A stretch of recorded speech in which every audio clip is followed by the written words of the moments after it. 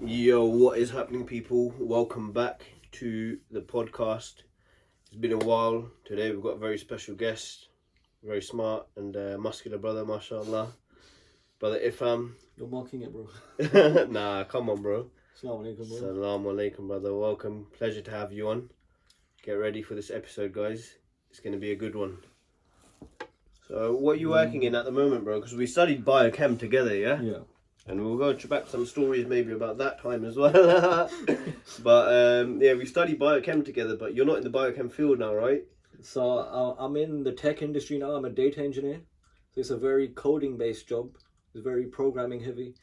But the good thing with that is I can do it in the space of my own comfort. You see fast results, as you would do in most tech jobs nowadays because of how technology has advanced, because of the tools available to us. So I guess it kind of suits my personality. It suits my temperament where I want to see quick results. So what made you switch from biotech into like tech? It wasn't necessarily about switching to tech. So in biotech, during my PhD, there was a certain part of it which I found okay, which was the data handling, data collection part. And for that reason, I pursued a career in data engineering. Okay. Yeah. What does that entail, data engineering? So it's about using some of the latest tools and programming languages to process data in an efficient way, ready for big companies to use it to serve their big purposes. And what do you have to study to get into that role? So for my job, any STEM degree was relevant. So any science, technology, engineering, medicine degree was relevant because the way the job was structured was that you were trained at the start. Yeah. Okay. Solid. Is it hard switching from like bio field to the computer science sort of field? Is it computer science? Yeah, technically falls within. Yeah, I would say technology. Yeah, technology. I think computer science comes within the field of technology. Yeah. When you say computer science, you're mainly referring to software engineering. So my profession is data engineering. I mean, the commonality between both of them is they're both very heavy on the coding side of things. But yeah, I think the lessons we can draw from it more so, as Muslim men, is perhaps how to manage ourselves within this culture, whilst also, staying firm upon our religious obligations. So I think that would, discussing that would be quite insightful. I know you're here asking me questions, but I kind of want to ask you a question to do with that. You've had a job before, you were a manager at Amazon, mashallah. Yeah. How was it, managing, being a Muslim, were there any obstacles when it came to fulfilling your fard, such as, salah and anything else? Yeah, to be honest, bro, it's a good question, and it's the first time I think I've been asked a question on the podcast, man. Yeah, I mean, to me, it was more like a conversation. That's what a podcast is, isn't it? 100%, yeah. It's not like you interrogating me or me. This is true. Now, I think, bro, what it comes down to, it was hard there, man, because I didn't have the people around me. Okay. I think when you got a good brotherhood around you, you are the 5 people you spend the most time with. Yeah. So if you're surrounded by, non-Muslims, it's a lot harder to practice and establish your faith, and you're a lot less mindful of it. So during my time at Amazon, I wouldn't say I was fully on point when it came to deen, and that probably slipped in several regards. And as a result of that, once you start slipping in deen, as you probably experience yourself, like a lot of things in life start falling out of track. So then you sort of have to reset, and that's partially probably one of the reasons why I left Amazon, is because I found myself falling off track with regards to deen and other aspects of life. Yeah. So I thought, okay, let me move back, have a change of environment, and that decision definitely helped with getting back on track in terms of deen. So I think for me, balancing deen and dunya, it's very heavily influenced by your people you're around. Yeah, no, that's 100%, I can't agree more. So, reflecting on what you just said, it made me realize one of the reasons why I kind of struggled to, enjoy my PhD, why I disliked it as much as I did. Obviously, I came to the conclusion that I disliked it. I disliked the career it was leading to. I disliked the nature of the work, but I think the displeasure was probably enhanced by the fact that there was there wasn't much of a, there wasn't a sense of brotherhood within my immediate community. Yeah. Within the department, within my team, you could say, when you're talking about work, you talk about teams. When you talk about PhD, you're going to be talking about people within your department, within your academic department. There wasn't that sense of brotherhood, and due respect to everybody who was there. They were nice people. Mm. But when we have our priorities, which are a certain way, then we need people around us who also have the same priorities. Like with British culture, the way they enjoy themselves, they go out to the pub every so often. Once they're all on board with that, they enjoy it. They enjoy being surrounded by people who are on the same vibe as them. We're not on that vibe. We need someone who's on the same vibe as us. So I think if you're not surrounded by that within your immediate community at work, you are going to struggle. 100%. You are going to struggle. And another point you mentioned was about using Deen to reset yourself. I think after my PhD experience, I had mad anxiety, which I'm not going to talk about here because that's a whole topic in itself. Alhamdulillah, came out of it. The only thing which helped me come out of it was utilizing Deen to reset myself. I would say I was fairly practicing for the past 8 or so years, but obviously we all go through dips. And I feel like whenever that dip occurs, the anxiety kicks in for me, and I feel like that's a mechanism from Allah trying to get me to jump back up. 100%. And I feel like that was the only means by which I was able to reset myself and then, reskill myself and pursue a career in the field. I have managed to pursue it now. But yeah, and even within my current job, you have to find ways to manage it. For example, you have sessions at work, you may have meetings or whatever it is, and it's Friday. Jummah at this time of year is at what most masjids do it at 1:30. Most workplaces, I don't know about most, but my workplace, they usually tend to have this consensus that lunch is from 12:30 to 1:30. I kind of have to step in and tell people in charge that can't be done for me. As weird as it may seem, you've got to prioritize what you got to prioritize. And I feel like that is one of the reasons why I was able to get through work despite it being as difficult as it was. The training was intense. At times I even had doubts, but I feel like once your priorities are clear, Allah does make it easy for you. 100%, bro, 100%. And that always happens, man. Like, when your Deen starts slipping, in the beginning you might not realize it, but as you slack more and more to the point where you're so slacking in Deen, then all these like mental health, anxiety, and I don't think it's just you, but I think every Muslim faces it. Like, you start having depression. Even in the Quran it says, verily in the remembrance of Allah do the hearts find rest. And what is the heart? It's like the soul, like you're depressed or you're not feeling at peace when you're not practicing your faith properly. And it's good because, it's in a way, bro, like you said, you have these dips, and I find that they get so bad sometimes that you have to start again from scratch. And then you re-establish that sort of love and connection with the Deen every time, and it's a stronger faith. But yeah, having brothers like in uni, bro, it was a lot easier, innit? When we had all the Muslim brothers around us, going prayer room, studying, and this and that. But yeah, it's an important point. I don't know though, how do you navigate that, like if you're in a job where you don't have that, what do you do? Sometimes it may feel like you don't have that. You can try and find people. Obviously you approach them subtly. Like, I'm gonna be real with you, innit? It's difficult nowadays. Like, it's difficult, innit? I'm gonna try and be politically correct, but you see someone with a Muslim name, you see it's Jummah, you see them sat there like that that that they're not the one. You get me? 100%. So they're not gonna be someone who you're gonna roll with in that sense. I'm not saying don't be friends with them, obviously be friends with them, but when it's, let's say 1 p.m. on a Friday, you need to get to the nearest mosque. If you want to find a brother who's gonna go with you, someone like that ain't gonna go with you. No, agreed. You need to maybe try and find if there are people. If not, then just stay firm and just sabr, and it will become easier. 100%. It's tough, man. Like you said, bro, you got to find someone, make dua to Allah that He helps you find someone. And in the worst case scenario, if you find yourself slipping, well, then potentially look to move somewhere else where you might find that more easily. Not always, that's not always the answer, but it might be. an avenue to explore. Because I've always found that, you know, if I do something for the sake of Allah, because if you're doing it for the sake of Allah, then you'll find rewards, maybe financially, but you'll definitely find rewards in the dunya and in the akhirah as well, inshallah. Exactly.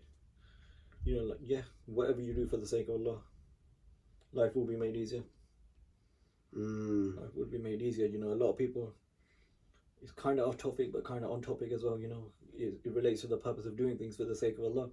You know, when I got married at 25, a lot of people were like, you know, this is going to be an obstacle. Like, how? That's a sunnah. You're doing it for the sake of Allah. So if your intentions are right, if you're doing it for the sake of Allah, it's not going to be an obstacle. It's going to be a blessing. There are many stories, many examples I can think of where people have gotten married at times in their life which were quite turbulent, and they became easier. You know, if you view it from a worldly sense, you're going to think, you know, that, you know, it's an added layer of responsibility. You know, it's going to make your life harder. But that's if you view it from a worldly lens. You know, if you view it Islamically, you view it in a sense that you're doing it for the sake of Allah. Allah will make it easy for you. Yeah, no, definitely, bro. So that I guess that brings us on to our next topic, right? Yeah. Marriage. Obviously, as young men growing up in the West, you're more experienced than me when it comes to this, bro. You've been married. Yeah, both of us, bro. You've been a parent as well for a while now. Alhamdulillah. But yeah, marriage, bro. Like, you know, growing up in the West, you're exposed to all of your peers having boyfriends and girlfriends and this and that. A lot of people, men don't want to get married till about 30 or 40. Women might not want to get married. 30. Yeah, 30. Women don't want to get married till later as well sometimes. Yeah, like it's very normal to be married, you know, in your mid-30s. Yeah, that's it. Both genders, yeah. So what made you decide to get married at, you know, the young age of 25? I think the main part was, you know, to do it for the sake of Allah. I'm not saying I was a perfect Muslim at the time, but like, I kind of had a feeling that my life would be made easier if I take this step for the sake of Allah. And if you put religion aside from a worldly sense, kind of wanted to move my life forwards at a quick pace. So, you know, I feel like marriage is one of those milestones. You know, as weird as it sounds, you know, it's like you want to tick those boxes. Yeah, 100%. At the right time, as soon as you can. So if you have an opportunity, you should. That was my mindset anyway. And what advice would you have, you know, for like brothers that are looking to get married? Any advice for them? Just make the intention, and then the person will come. If you haven't found someone, that is. If you have found someone, and you're obviously not pursuing it the right way, then it's not going to end well. It's not going to end well. I mean, you know, and there's no doubt about that. You probably know this as well. You know this. When I say not pursuing it correctly, you know what I mean, don't you? Yeah. Okay. Yeah. Even if you may feel as though, you know, it's not the right time to tell your parents, still tell them. It's better than, you know, doing stuff behind closed doors. Better than pursuing things behind closed doors. So that's what I would say. People who have found someone, and for someone who hasn't found anyone but they want to get married, make the intention, make it for the sake of Allah. It will come to you. Don't chase women. Don't chase women. Yeah, we'll get to that in a minute. But what about now in today's day and age? Right, it's very expensive, especially where we're living in London. So financial cost is a big factor. You know, I do discuss this a lot with my wife. You know, obviously, we're blessed in a sense that we have roofs under our parents' houses. You know, we can kind of manage it that way. You're doing the same. It's not ideal, but you kind of have to try and find what works in the society you're living in.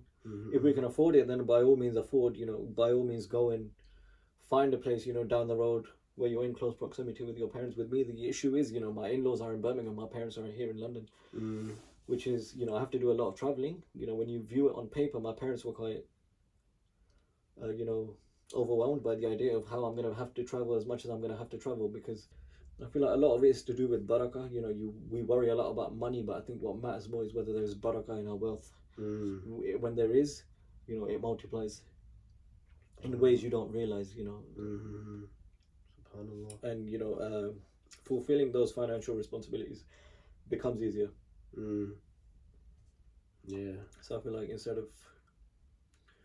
we should just be appreciative about the quality of life we are able to live. A lot of us are complaining about the financial crisis and whatnot, but look at us. The quality of life we are living is what many people would die for. 100%, bro. Look at where we're sat. I've heard that we're in the top 1% of people exactly financially ever in history. Even though, in this country it might be. I guess it's like perspective, isn't it, man? Like, if you look at those that are richer than you, you can always just be kind of depressed and like wanting that. But then if you look at those below you, subhanAllah, how can you not be grateful for what you have, Not to say that it's not difficult, especially now when we have so many ideas on our heads of what marriage should be. Yeah. And all the ideologies that are infiltrating our minds. What was the point that you discussed just before this, bro? That we said we'll get back to in a minute? I think it was chasing women. Chasing women, yes, bro. Was that the one? Yeah. So you said don't chase women, yeah? Yeah. I guess we're slightly moving topic now, but let's get into this one, bro. So what does that mean, man? Don't chase women. I mean, I'll probably get shot for this, innit? Well, but like, no, by all means, treat them well once you've found the one. A lot of women may perceive what I'm about to say as me saying, men are worth more than women, so they shouldn't, make themselves available to them. No, that's not the case. Men should work on themselves. The amount of energy that's going to go into chasing women is going to result in you sabotaging yourself. And it just decreases your value as a man. Like, I could get straight to the point and saying, no, men who chase women are low value men. But this is my explanation to why that's the case. Okay. You will become a low value man.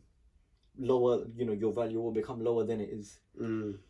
If a lot of your energy is invested in chasing women, similarly to, how it would if you indulge in other kind of unproductive habits, like binge watching Netflix, binge eating junk food. They're all going to decrease your value as a man. Chasing women, I think, comes hand in hand with those sort of activities. But there's so much free time, there's so much free space on your mind. You've got the time to be doing that. And it's not going to go down well. When you chase them, there's a certain energy you give off. And women don't like that energy. They'll deny it, A lot of them will hear what I'm saying, they're going to deny it. Yeah. So forget about being politically correct now, I'm going to say it how it is. Yeah. They'll probably deny it, they'll be like, no, we like men who chase, we like men who give us importance. As much as they say, no, you're not. You're going to think of him, you're going to think of that guy as a low value man. So, like, just define here what you mean by chasing women. When you're clearly... Because how are you going to get a wife if you're not chasing a woman? That's a good question. That's a good question. By all means, make your intentions clear. That you want a wife. That you see this person as, as an ideal wife. But don't waste time in chasing that person, trying to impress that person, going overboard in doing so at the expense of working on yourself. Because you working on yourself is actually going to serve that person. It's going to serve the person you're going to marry. The more established you are, the better you're going to be able to take care of them. So, makes sense. None of this is being said with the intention to kind of sabotage your partner or sabotage women. No, we need to serve them the way we need to, and for that we need to have certain qualities. We need to have certain traits which we need to work on. Bro, the way you put it makes a lot of sense, man. Because you hear it all the time. Don't chase women, but I've never heard it explained like you've explained it just there. Yeah, I mean, I haven't really thought about it. It's just kind of... No, it makes a lot of sense. I've thought about why do people say this? Why do I agree with this? Because subconsciously, we know that's the case. Yeah, subconsciously, we know that's the case as well. Yeah. But then we think about why we find the answer. Okay, so if you're not wasting time, so stop binge watching Netflix, eating junk food, chasing women. So what are some productive things that we should utilize our time doing? Upskill in areas of life. For example, learn a new language. Learn how to read and write your mother tongue. Like recently I learned how to read and write Urdu. Oh, is it? Yeah. Do whatever, Learn how to speak your mother tongue. To you know, A lot of to coconuts. those don't coconuts know. who can't. You know, these are just some examples. You know, work out. Yeah. I feel like every man should be working out. Like the lifestyle today is just so inorganic compared to how the lifestyle was back in the day. And I think it kind of goes against how humans have been programmed. I think the way our natural instincts work is for us to be inclined towards the idea of waking up, going out there, and putting ourselves at risk in order to go and earn what we need to earn so that we can provide for our families the way we can. In principle, it's the same, but the way in which we go about it is different now. We do it by sitting at a desk. Yeah. So we need to compensate that, and I feel like you have to work out. Take your health seriously. It all comes under the same bracket, doesn't it? Not binging out on junk food. If you take your health seriously, you're going to work out. All of these factors are going to come into play one step at a time. With me personally, it was actually the other way around. I took my diet seriously before I took working out seriously. Oh, okay. For a lot of people, it'll be the other way around. Because I know you went. I mean, like you're very health conscious. I believe. Yeah. Yeah. I have become so over the past few years. So what? I mean, like how? What sort of? Because I wouldn't say I'm very health conscious. I've always been a gym guy. Yeah. Health conscious, not so much. I wouldn't say I'm overly health conscious. Yeah. I mean, it's not a bad thing, bro. I'd love to be health. Like, you're healthy. I'll be real. The rule I follow is 20% of my diet is junk. Okay. 80% is clean. Pareto law, yeah. So? Yeah, the Pareto law. Is it? Pareto law. I don't even know what that is. I just heard it somewhere. If you do 80% of the stuff, Yeah. then the 20% doesn't matter that much. Really? If you do 80% of the stuff good. With me, this worked. Okay, yeah. Still eat a lot of crap, but it only comprises 20% of what I eat. Okay, yeah. And that works for me. Like, there's a significant difference between how my body feels now compared to how it felt before when I wasn't really tracking this stuff. Okay, yeah. But what kind of led me to this state, what kind of led me to worry about my health, I think is because during COVID, a lot of lives were lost. A lot of loved ones were lost. You realize, how valuable life is, which Allah has given you. You have to take care of this body Allah has given you. I had an operation. I had a big operation during COVID, which was a bit of a health scare, quite a health scare. It was an open surgery on my stomach. All of that has helped. All of it was a blessing in disguise. That's it. Yeah. So what sort of things, like when it comes to being, like when you started taking these steps towards becoming healthier, yeah? What's the sort of, like, if I was going to start out becoming healthier, if you could lay it out for me, what to start looking at, what to start doing, what to start eating or drinking or what to cut out, is there any, like, guideline? Yeah, that's a good question, actually. What I consider unhealthy is subjective. So when I say 20% of my food, 20% of my calorie intake is junk or is unhealthy food, the way I define unhealthy food is sugary food or junk food or processed food. That's it. Because I think this stuff has very little to no nutritional value. Okay, junk food, processed food and sugary food I think carries very little nutritional value. Other kinds of food which people may label as unhealthy, let's say red meat, oily food, all of it has nutritional value. Eat oily food. That's my the food your mum cooks, the salad your mum cooks, regardless of however much oil she puts in it. If you ain't got health problems, if you're a young healthy man who's looking after yourself, you're working out, that ain't gonna do you any harm if you're gonna if your activity levels are where they should be. That's how I feel. Like I'd have nihari and naan and I'll go gym a couple hours later. It wouldn't make me sluggish the same way as it would be, let's say, if I had a chicken fillet burger or something. Okay, but then that's also like nutritious, the chicken fillet burger, no? It is. I mean, are you classifying that as junk food? It's processed. It's the fillet burger? It's processed, yeah. Grilled burger's not processed. Okay, yeah. Yeah. Is it? Wait, what's processed in a fillet burger though? I think fillet burgers. It's less processed than steak, but it's like steak burger or like nuggets. Nuggets are really processed. They're like toys, Yeah. Fillet burgers normally actually just pure chicken with breadcrumbs. Yeah. As in, I'm not a nutritionist or anything. I'm just expressing what has worked for me. I think a lot of it might be to do with mindset. Okay. Because there was an experiment done where it's on Andrew Huberman's channel. I don't remember exactly what it was, Yeah. but I think he spoke about 2 milkshakes being drank by 2 different people, or the same person maybe on 2 different occasions, exact same ingredients, but they were told that they consisted of different ingredients. Oh, okay. And the effect they had as a result of the individual who consumed it believing that it was what it was drastically different on both occasions. On what effects? So like blood markers? Yeah, on like immediate spikes in blood sugar levels. Really? etc. That's insane, though, isn't it? Yeah. SubhanAllah, bro. It shows the So power of the mind. It might be to do with mindset. If you believe a chicken fillet burger is healthy, you may not, feel sluggish the way I do. Bro, 100%. Because I know, like, I used to. I'm not saying go and consume that stuff all day long. But, Yeah. No, but it goes to they're show. all hypotheses. Like I said, I'm not a nutritionist. I'm not qualified to give advice on this stuff. But I guess this channel is a platform for us to blurt out our opinions. So 100%, bro. We might not be right, but I mean, it's definitely it's about your perspective, isn't it? Yeah. But now mindset is everything, man.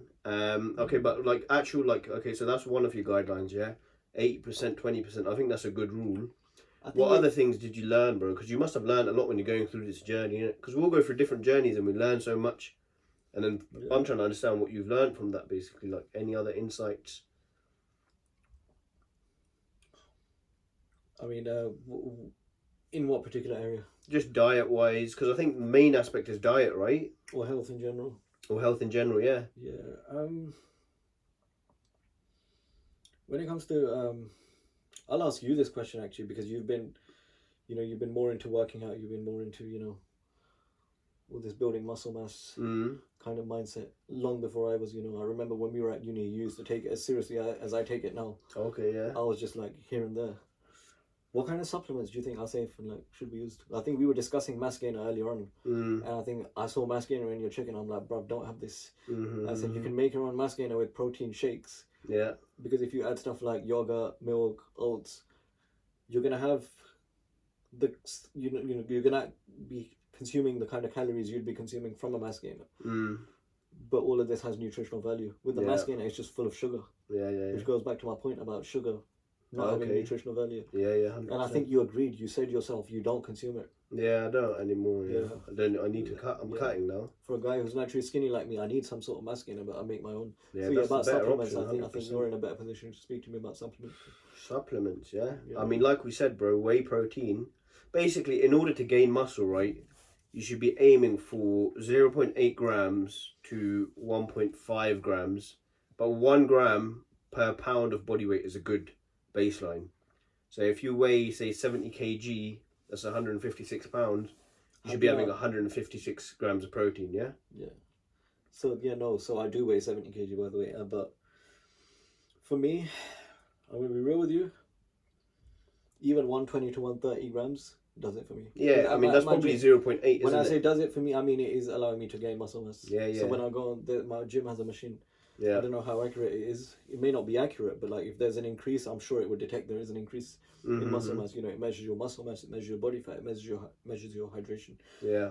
Even between 120 and 130, I'm gaining muscle mass. Yeah. And I looked more into it. There was a study which was actually done. Yeah. And they're saying 0.7 is just as effective as 1. So 0.7 grams of protein per pound of body weight was just as effective as 1 gram of protein per pound of body weight. So I'm 70 kg, I'm 155 pounds. So take so around 130-ish is just under 0.8. Yeah.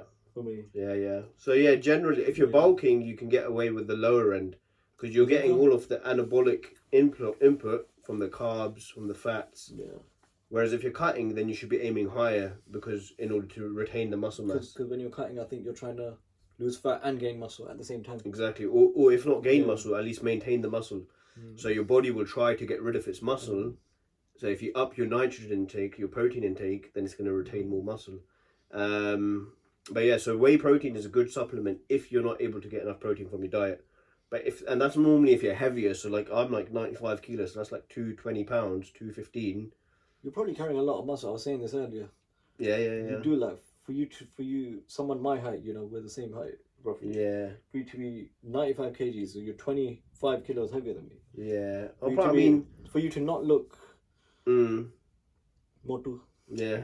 You know, you must be carrying a lot of muscles. Yeah. I mean, I've been training since the age of 13, bro. I'm 28 now.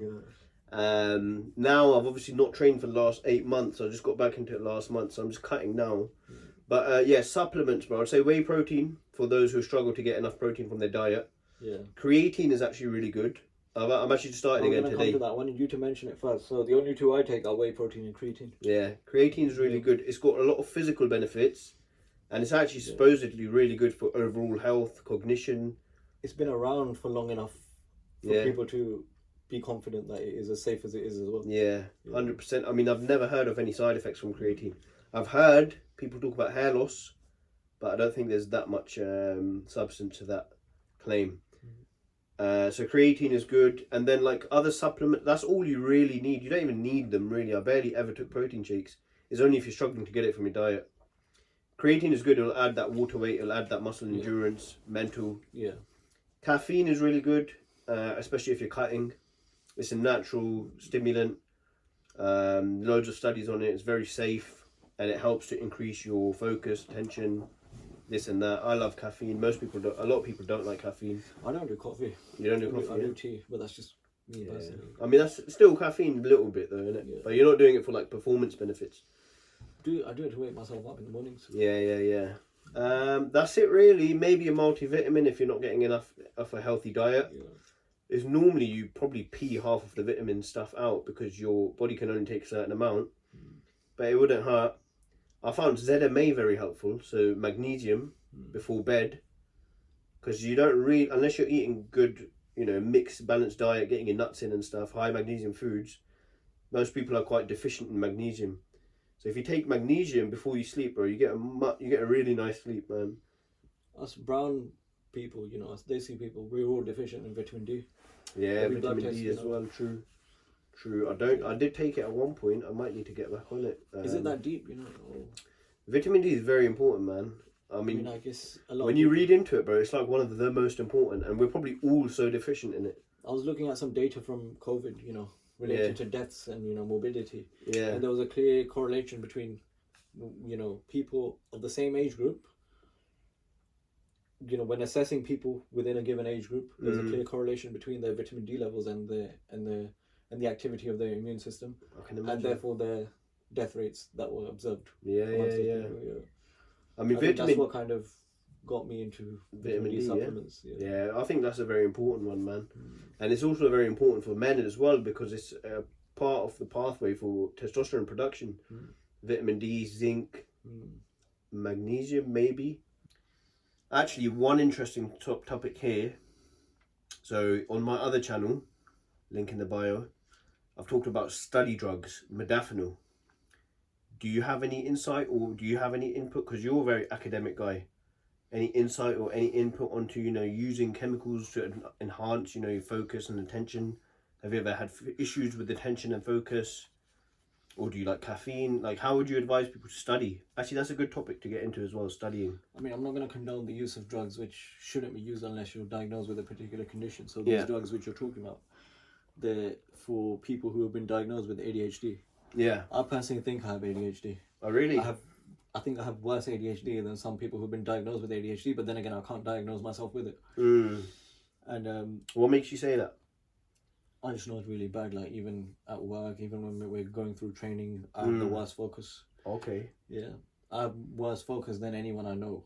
Okay. Like, and this doesn't, link to how smart or how academic or how logical your brain is. There are people who struggle with certain logics, which I find quite simple, which other people find quite simple. Yeah.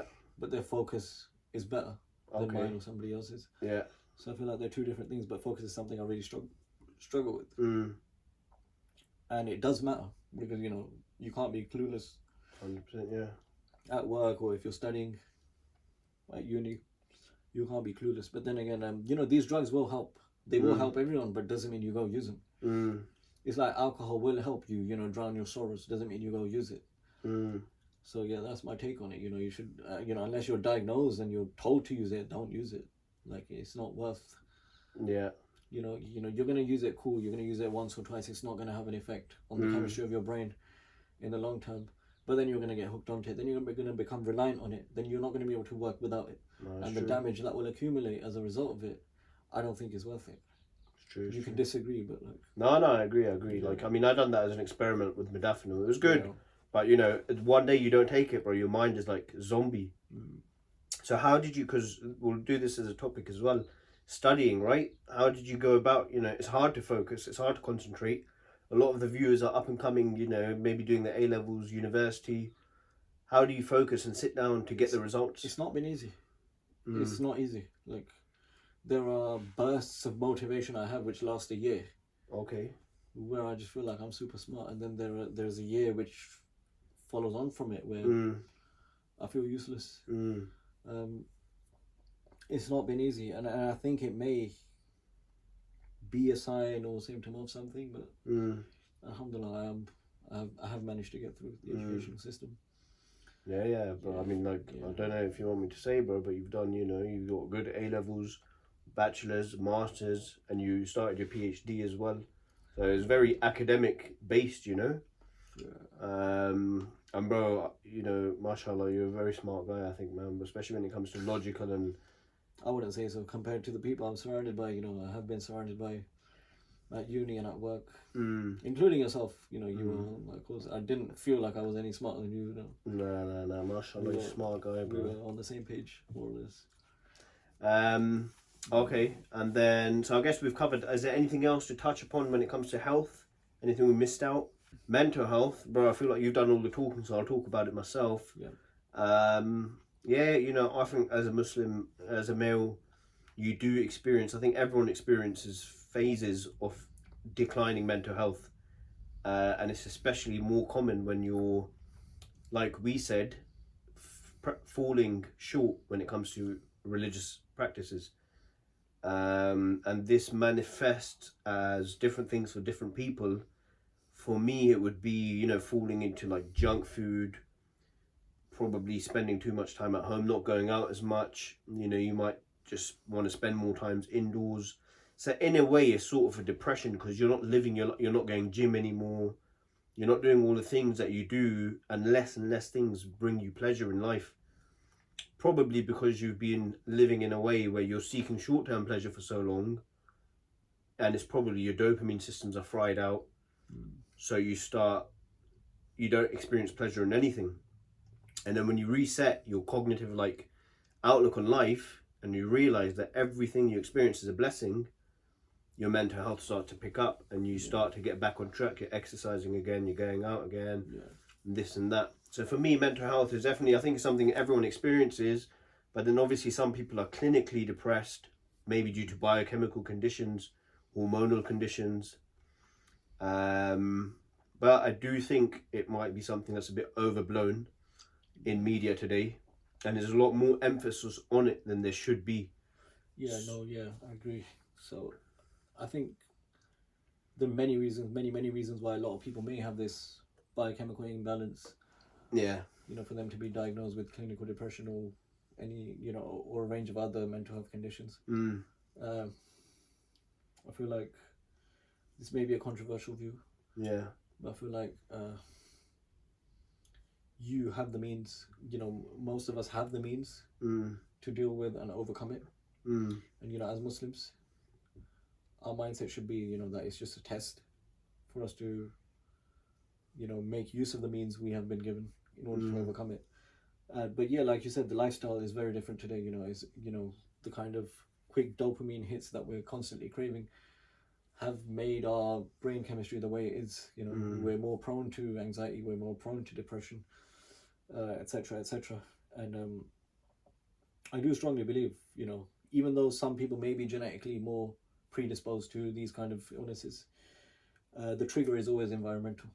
So, and a lot of the time it is due to the choices you make, which is fine. You know, we make mistakes, but then it is down to us to rectify those mistakes and overcome it. And I feel like the way these conditions are kind of glorified in a way are sabotaging us. You know, when we are kind of you know, entertained, you know, by the idea of being anxious, being depressed, we are kind of pushed towards developing a mentality where we should feel sorry for ourselves. I think that is detrimental. I think, you know, I might get a lot of stick for this. I'm not being insensitive towards people who are clinically depressed. I'm just having an opinion on what I believe should be the approach towards it. You know, I'm sure most of us have experienced some sort of turmoil in a mental sense. And I'm not negating the fact that, you know, there are people who have experienced what I'll never experience. And I feel like what is promoted and what is shoved down our throats in society today is not necessarily beneficial. You know, the way we are kind of, the way the idea of speaking about your issues overly, excessively, is glorified, I don't think is beneficial. You need to be able to express it, don't get me wrong. But that shouldn't be your sole focus when you are going through those issues. The sole focus should be self-development. I was diagnosed with stuff, not depression, anxiety, and it was quite bad. It was getting in the way of my life. I was given lots of recommendations on how to overcome it. The only thing which worked was focusing on self-development. It's going to be hard at the start. It was hard at the start. But as a Muslim, you know, prioritizing deen, prioritizing practicing and fulfilling our basic faraid is what made self-development achievable. And, you know, the journey of self-development, you know, helped eradicate that anxiety. Yeah, 100%. The drugs did not. I was given antidepressants. I know people who have been on antidepressants. I know people who think those antidepressants will resolve their anxiety, and they negate the whole concept of self-development. And I know where those people are even 5 years after being diagnosed. And I know people who have refused to take antidepressants, but they have taken a proactive approach towards self-development. And I know where they are now compared to where they were before. Yeah. What sort of things when it comes to self-development help? Because it's hard when you're in that state of mind. It's hard to get started, isn't it? It is. So what sort of things, you know, can you do? I think routine is necessary. For you to have a family, you need a routine. You know, if you want to have a married life, you want to have kids, you need to have a routine. You know, even if you split responsibilities with your spouse, in order to fulfill your responsibilities, you have to have a routine. In order to hold down a job, you have to have a routine. You have to be in at whatever time you have to be in, and most jobs, you know, require you to be in early, which is good because it kind of aligns with the Sunnah way of life. If you look, I think the solution to every problem we can potentially face is you know, in the Sunnah. Yeah. And I think routine is something which will be, you know, which you'll find enough evidence for in the Sunnah as well. Like the Salah times, I think, are also designed to give us a sense of structure throughout our day, to give us a sense of routine. 100%. And I think a part of routine is to be part of ensuring you have an effective routine is to ensure that you minimize wasting time. Whatever entertainment you may want to consume, however you may want to treat yourself, allocate a specific amount of time to it, perhaps at the end of the day. Maybe like 80-20%. Yeah, there you go. Yeah, that definitely helped me, bro. Like, you know, not too long ago, maybe in October-ish, that's when I started my daily routine, you know, waking up at 5 a.m. in line with prayers. And that just, it has a rollover effect on all aspects of your life. Yeah. But you're waking up to pray, and then, you know, you once you've prayed, bro, your mind is clearer, you're active, and you're like, what do I do next? You know, you just want to be healthier, you want to do positive things. So yeah, and what would you say about, you know, antidepressant drugs? Are you against them completely, or is there like some people that should take them? I know people who are prescribed them who did not need them. Then again, there may be people who are prescribed them who do need them. Yeah. I was prescribed them, I did not need them. But how did you know that you didn't need them? I mean, why would you say that you didn't need them?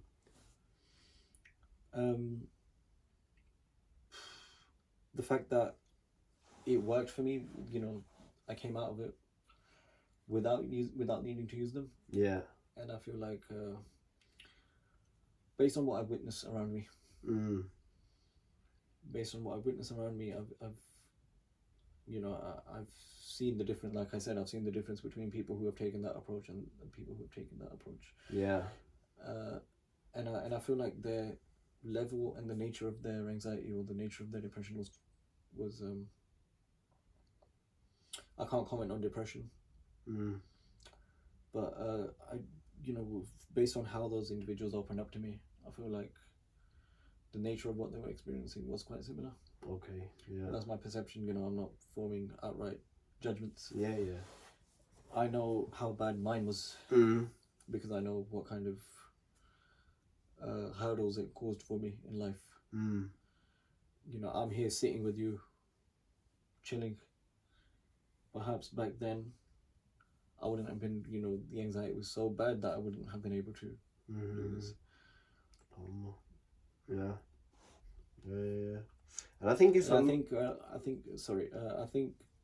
mindset is the most important. Yeah. You know, I feel like there have been enough evidence, enough studies, which have which have laid this message out for us. You know, that the most effective tool for overcoming difficulty and illnesses, even physical illnesses, is mindset.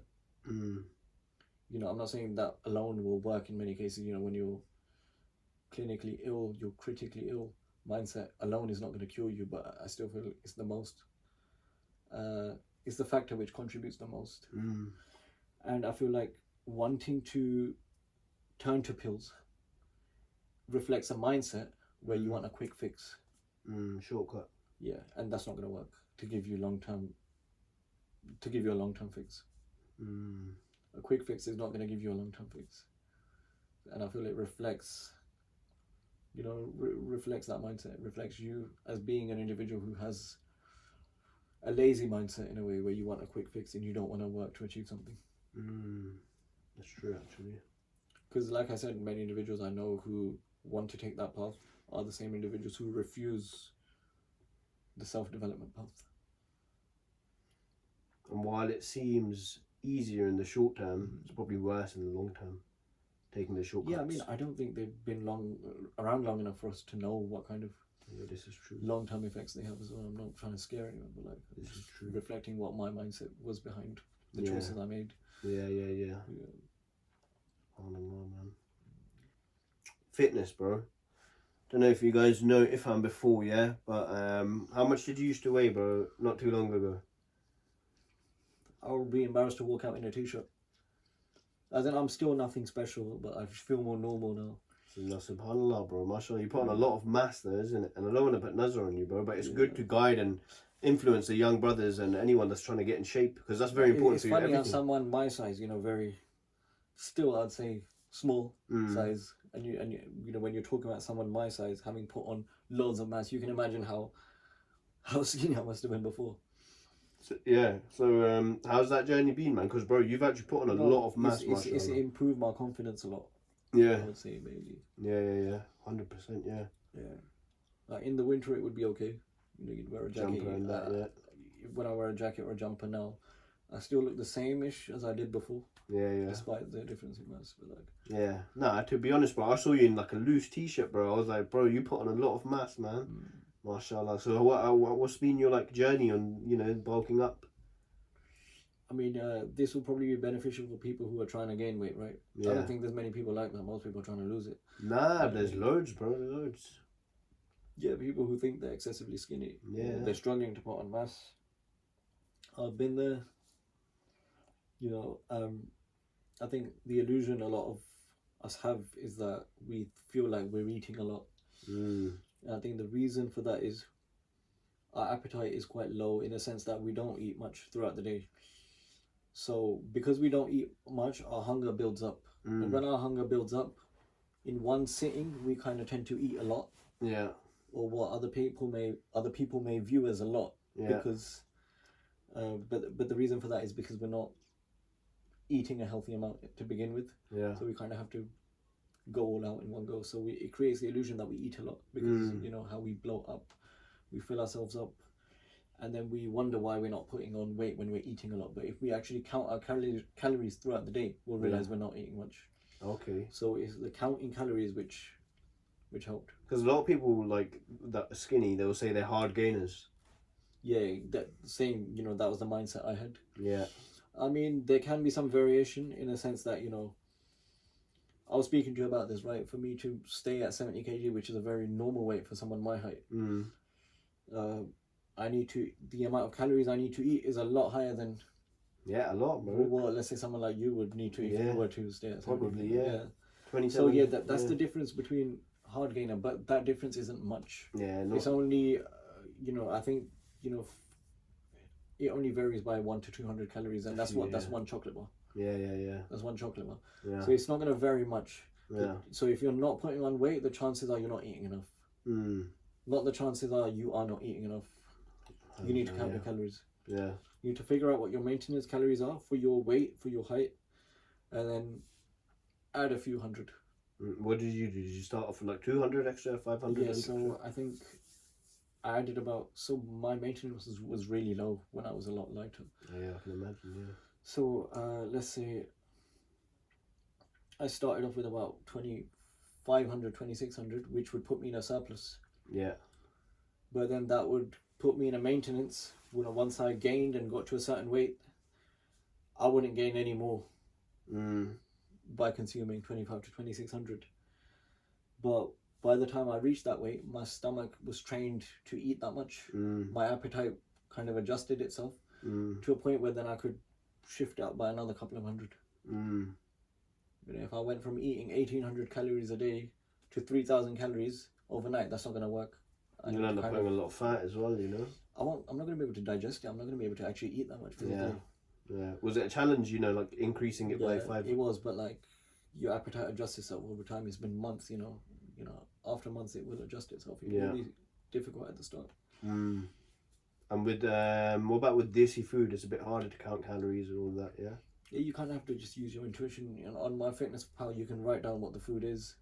I feel like the general rule I go for is that roti, naan, that stuff is 2 calories per gram. And the kind of and the size of rotis which are made in my home, I think it's 100 gram per roti. So I just go with the generic idea that every roti I'm having is 200 calories. You kind of have to use a lot of guesswork. I mean, if you can, then you can pull out the scales and shove it on there as well, which I do with a lot of stuff. Not everything. And what sort of foods have helped, like putting on mass? You said you made that shake. Yeah, so that shake is purely just a weight gainer shake. Yeah. So it's like 1 scoop of protein powder, which is 100 calories, 150 mils of milk, which is another 100 calories, 100 grams of high protein yogurt, which is another 100 calories. Yeah. So that's 300 calories right there, and 1 tablespoon of olive oil. So that's 400 calories in one shake, which I can literally, shove down myself in 3 sips. Yeah. That's 400 easy calories, and it doesn't even fill me up like that. And so I guess, and there's a lot of protein in there as well. I think that's 35 gram protein in just one shake. And none of these foods are detrimental. Yeah, it's nutritious. It's just whey protein, then it's milk, yogurt, and olive oil. Yeah, it's all good. Yeah. Olive oil is really good for you as well, I mean, you can add other stuff to it, like oats and stuff, but I personally don't like the texture when it goes like that. Yeah. For me, I think it tastes better, I can taste the flavour of the protein powder more so when I make it the way I make it. And what else, like eggs and this and that? Yeah, for breakfast, eggs, avocados. Okay. Cereal, like, the kind of sugar with no added sugar. So it was a healthy bulk, yeah, because you haven't put on much fat at all, if any.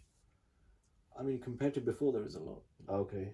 But yeah, I'm happy with the kind of composition I'm at now. Yeah. Okay. What's your goal now? Maintain? Yeah. At here? Yeah. It's a good weight now, isn't it? Yeah. And what's your gymming routine like? A lot of people find it weird. I mean, most people do the classic bro split, don't they? Yeah. Push 4 legs. Yeah. So on the first day, I do chest press, lateral raises, lat pull, and squat. And what rep range? I vary it based on, progressive overload. So that will change, sometimes the reps will go up. Then I move to the next. Do you stay within 6 to 8, 8 to 10? Oh yeah, the good question, 6 to 10. 6 to 10, yeah, solid, yeah. And then the next day is cable down triceps and calf press overhead dumbbell press, and deadlift. Oh, nice. And then the third one is barbell squat, rowing, the T-row machine, cable curls, and leg curls. Oh, nice. So I'm trying to Hitting hit everything, most yeah? muscles on most days. Yeah, that's solid. But I don't know, a lot of people don't agree with that.